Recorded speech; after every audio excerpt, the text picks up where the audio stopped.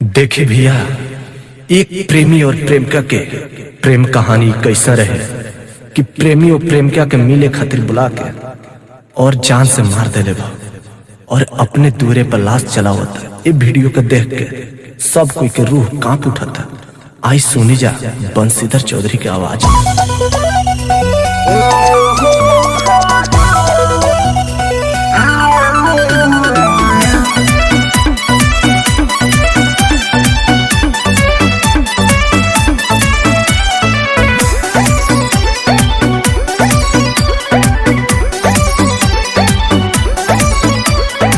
मिले खाती हमारा से कोई न रही जीत गे, तोरा से न रहा हूँ ऐसन उम्मीद गे। जो बेवफा तू ठीक है। मिले खाती हमारा से कोई न रही जीत गे, तोरा से न रहा हूँ ऐसन उम्मीद गे। फोन करके हमारा बोलने गे,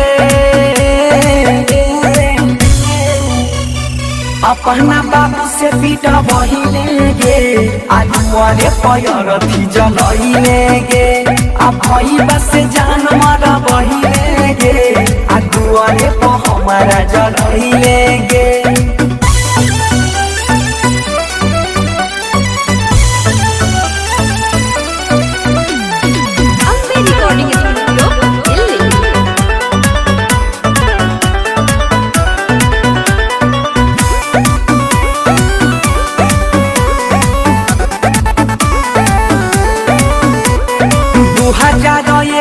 में बनल इतिहास गे, प्रेमिका के दुआरा पैरा के लाश गे।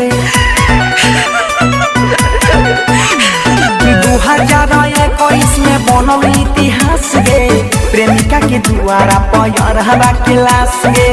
कवन बदला चुकैले गे,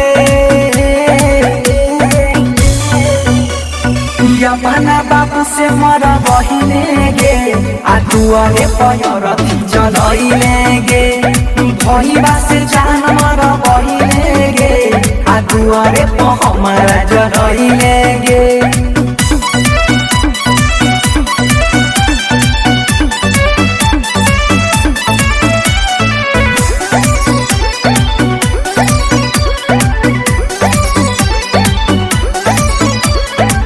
कहने छे मैया हमर बाबू भाई इधर, ब्रिजेश बिहारी रोवे गावे बनसीधर। जा बेवफा तू हमार दुनिया छीन के खुश रह। कहने छे मैया हमर बाबू भाई इधर, ब्रिजेश बिहारी रोवे गावे बनसीधर।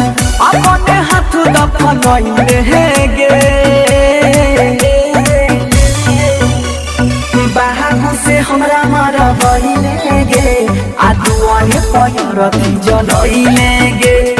भईबा से जान मारा बहिले गे, आजुआरे प हमारा जलैले गे।